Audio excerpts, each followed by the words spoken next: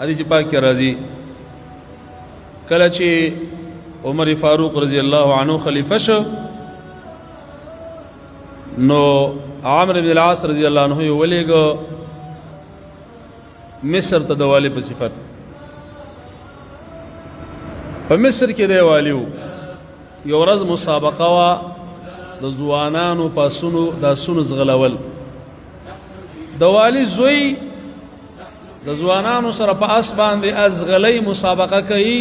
یو د بل نه مخکې کېدل کوي چې د والي د زوی تر څنګ یو غلام دیم پاس باندې سور د مسابقه کې ملګری ده د والي زوی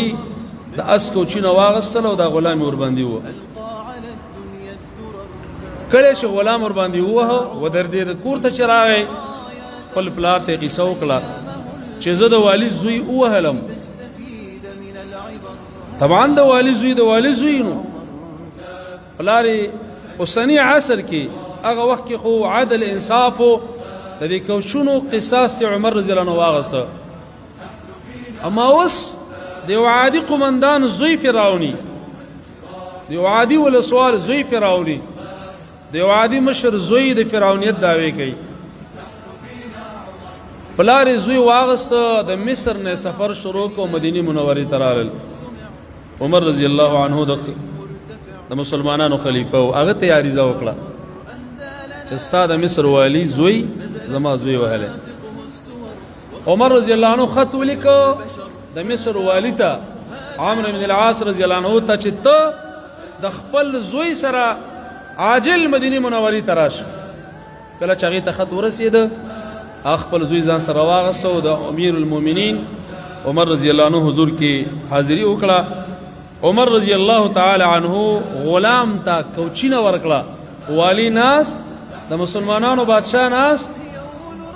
او ورته ویلې بچیا کوچینه واخله د والي زوی وډبوه دومره ووایه چې ستا زړه ورباندې یخ شو هغه کوچینه واغسته او غوسه د والي زوی ووهه په مسجد نبوي کې ویې ډباو کله چې زړه یخ شو کېناست عمر فاروق رضی الله عنه مخ والی ته واړو متا استعبدتم الناس اے والی کم وخت نه مو د الله بندگان خپل غلامان ګرځولي وقد ولدتهم امهاتهم احرارا